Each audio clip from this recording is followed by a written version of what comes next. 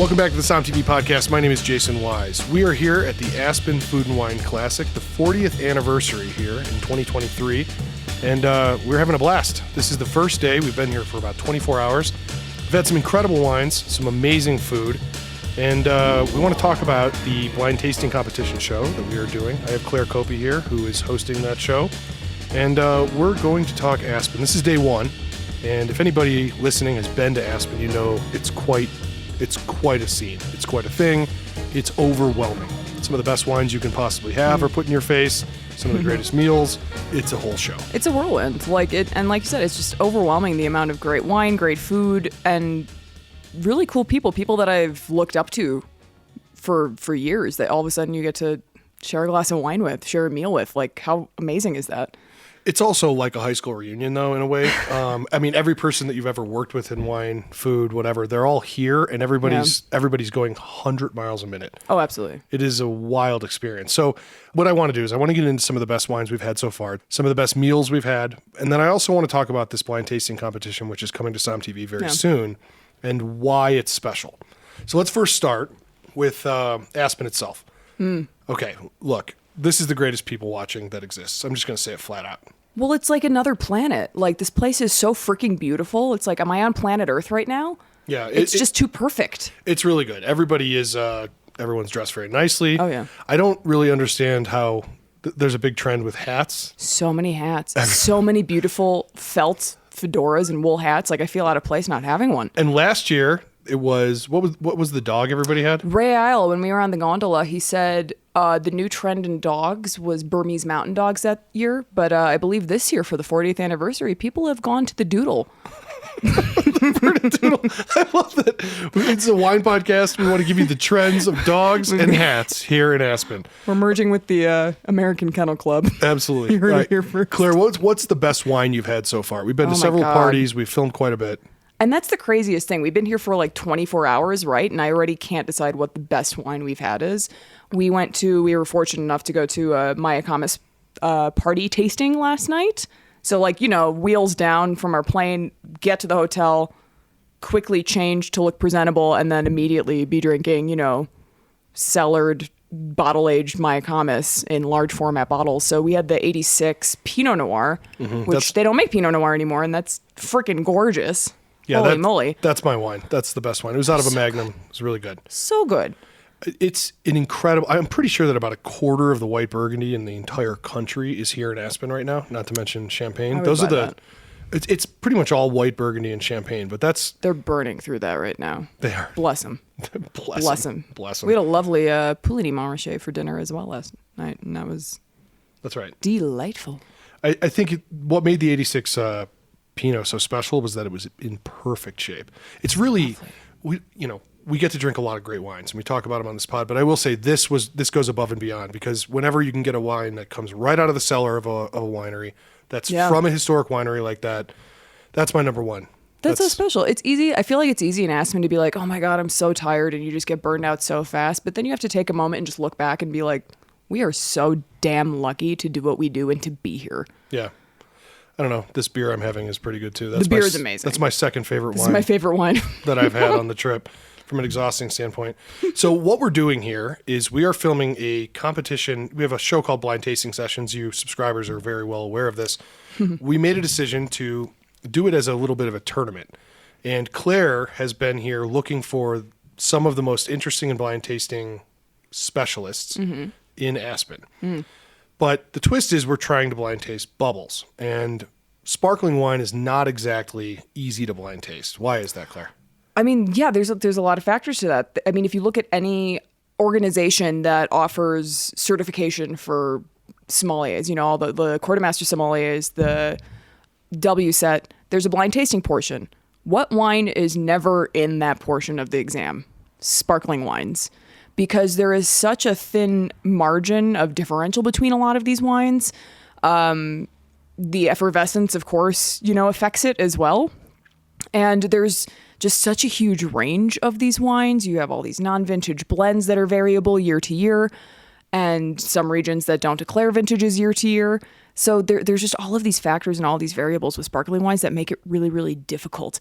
And frankly, also like, yeah, you have all these old world countries that are doing traditional method, Champagne, Franciacorta, but now you have the new world that's doing a bunch of traditional method as well. And they're kind of answering the old world and stepping up to that bar that's so high. And it's really hard to tell the difference between those.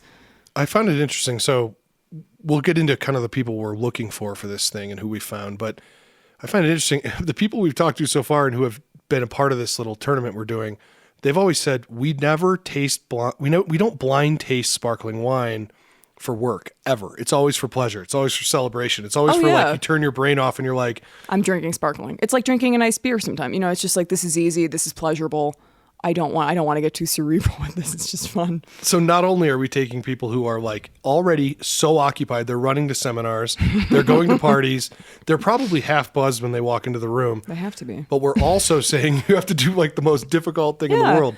Also, let's look at all the grapes that go into making sparkling wines across the world. There's so many different variables. It's not like, okay, this is Barolo. It can only be made with Nebbiolo. It's, could be freaking anything when you go to all these different regions. So who are you looking for? Who do we want in this tasting competition? I'm looking for a bunch of different people from different paths in the wine and food world. I'm not just looking for people that are super comfortable with blind tasting. Yes, we're looking for sommeliers working the floors at some of these top tier restaurants, but I'm looking at chefs who drink a lot of wine by nature, but maybe aren't blind tasting regularly or at all. I'm looking at wine writers. We're looking at people who own and run restaurants, people who are in the wine world and adjacent to it and, rub elbows and bump shoulders with it all the time. Did I just mix up those phrases, bump elbows and rub shoulders? We want people that are around wine a lot, but not necessarily saturated with it, because it is such a huge challenge for anybody, even sommeliers who blind taste regularly, because they're not blinding sparkling. But we want to get people from all different paths of the food and wine industry. My favorite thing, though, is all these people, they all drink sparkling wine. Oh, yeah. It's a big difference. Like if you put like a Carmenere from Chile in front of somebody, certain people are studying that or might drink it for some reason, but a lot of people just don't. And so if you're like, hey, is this a Carmenere or is this a Merlot or is this a Cab or is this a whatever, people freak out. They don't drink enough of it to know what the typicity is, right? But when you say it's sparkling wine, they go, well, shit, I drink a lot of that. Yeah. But I have never thought about it this way. And that's why this is so freaking interesting. Oh, yeah. And today already we've had a bunch of drama with this. So I'm excited. This will be coming to SOMM TV pretty soon. And it's pretty diabolical. It's kind of mean. It is mean, but it's also like part of like the... We're having fun. Let's do it. I mean, let's do it. All right, so Claire, what are your thoughts on the simple question of like, can sparkling wine actually be blind tasted? Is this something that can actually be done, whether it's worth doing or not? Can it be done? Absolutely, of course. There's a lot of variables in the sparkling world. I mean, first and foremost, you have what grapes are you using? Because certain grapes have certain profiles just by nature. They're more floral, they're more aromatic, they're more neutral. And then you can get into how is this wine made? That's, I think, probably one of the biggest factors. Of course, where in the world is it made as well? But how is it made? Is this a traditional method, champenoise method, where the secondary fermentation is all happening in that bottle? You add the yeast and the sugar to your still base wine, whether it's a blend or a single vintage, and then all of those bubbles are being created in that bottle, and you've got all these dead yeast cells sitting in the neck of the bottle, giving wonderful texture, wonderful flavors and aromas to this finished wine that just set it apart. Or are you using the tank method, the Charmat method, which is a little bit less laborious, a little bit cheaper, and it's a lot of primary notes. You don't get quite as much of a rich texture or rich palate. It's a little more lean and clean. That stainless steel, very clean. Bubbles are totally different in that method. They are. They absolutely are. But there's a huge range of all of these different wines, even within those methods. And I think especially Prosecco, because we're going to be looking at some Proseccos in this challenge. Prosecco, and I've been guilty of it, kind of gets written off. It's like, well, this is a trash sparkling wine, right? Like, it's just so easy to make. And we see some really big producers making a ton of it. But in the case of what we're going to be looking at with our competition show here, we're using a couple of Santa Margarita's Proseccos, which they're famous for Pinot Grigio, right? But they've been making Prosecco for way longer. Like 50 years. I mean, some of this stuff's actually single vineyard, really They're single serious. vineyard, single village. They've been aging them on lees, albeit in the tanks, and they're using tanks that are laid out horizontally. They're not those vertical tanks because they want to give it more lees contact like you'd find in a barrel in a bottle. So they want that texture on the Prosecco. And honestly, it blew my mind. When I got to taste this wine, blew my mind. Prosecco can be good. All right. Just to play devil's advocate here, most of the Prosecco is not that. So the Prosecco we have, it's a large company that makes it, but it's small production. It's not correct. big. You can't find this at the grocery store, but for some of it you can't find in the U.S. I know. Unfortunately. Yeah. That's the shitty part of it, right? Yeah. People need to drink this wine, but it's hard to get in the U.S. Yeah. Well, is it good with orange juice? That's up to you. You drink your wine how you want to drink it. I don't think I'd take the that's single village one. No, you are absolutely right. The Prosecco in this competition is fantastic. It really is like that. This is also why it's so hard blinding, because I think people's preconceived notions of what Prosecco is goes into this and screws them up, and that's why this has been really fun to watch. It is. It's really fun to watch, and I would probably struggle with it too, especially when you have a couple traditional method sparkling wines next to each other. And with climate change, like regions, it's changed up so much, even with still wines. Like you don't taste a ton of difference between sometimes like just a baseline, village Bourgogne and a Santa Rita Hills Pinot Noir. Like somebody's going to call me out for that. I know it. I mean, you might deserve that, but no, but no, for village level. Come on. I think what this is showing though is that the new world, as whatever that means nowadays, but not champagne.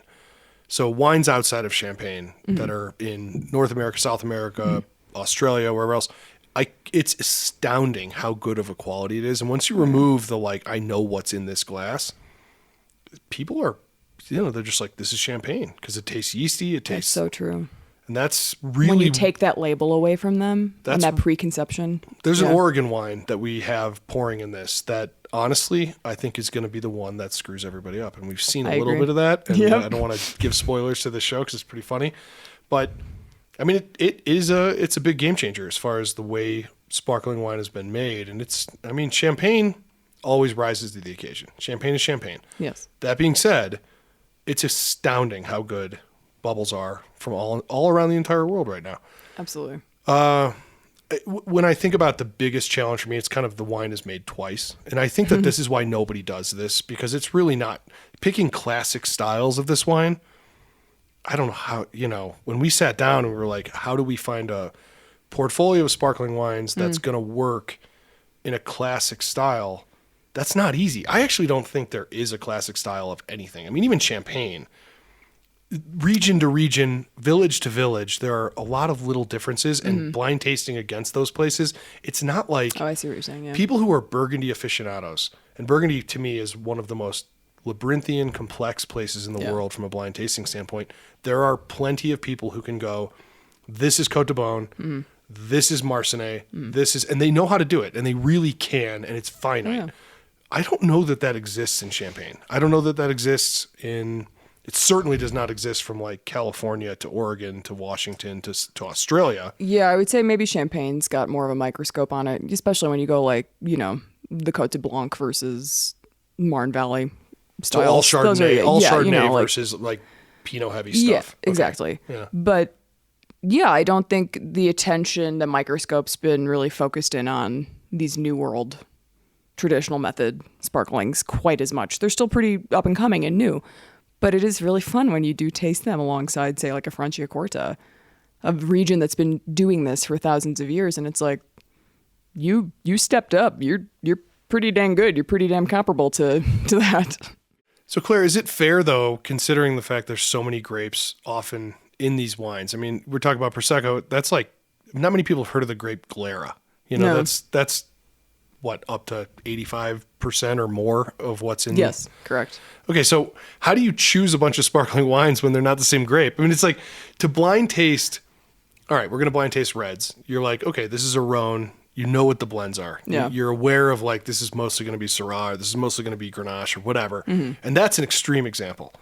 Mostly it's okay, this is Cab. So, how is it fair to do this? Most people may not know the name of the grape, but they're consuming it and they're very familiar with it. They just don't know how to name it. And it's an indigenous variety.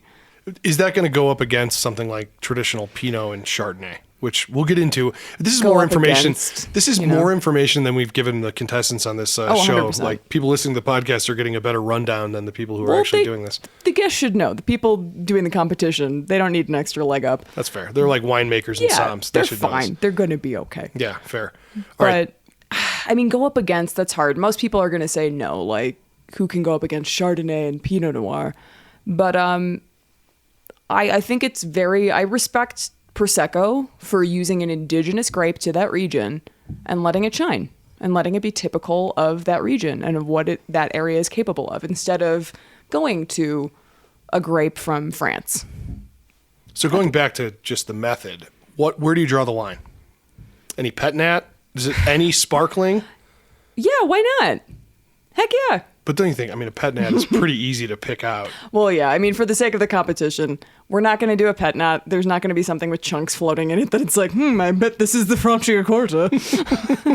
We're not going to do that. We're going to try to make it a little more difficult. Get some wines that are a little similar to each other or could throw a wrench into their process of deciding which wine is which. Is anybody going to mistake a Prosecco for a secondary fermentation wine? Probably not. To be honest, I mean, like, I feel like that's the one that, and I don't know, like, we haven't really gotten to go through the whole process yet. Maybe I'm wrong, because when it comes to blind tasting, yeah, like, if you're just sitting drinking the wines, you're like, well, obviously that's a Prosecco. But when you start blind tasting, you get in your freaking head and you start playing games with yourself, and I could totally see somebody sabotaging themselves and getting in their heads about this.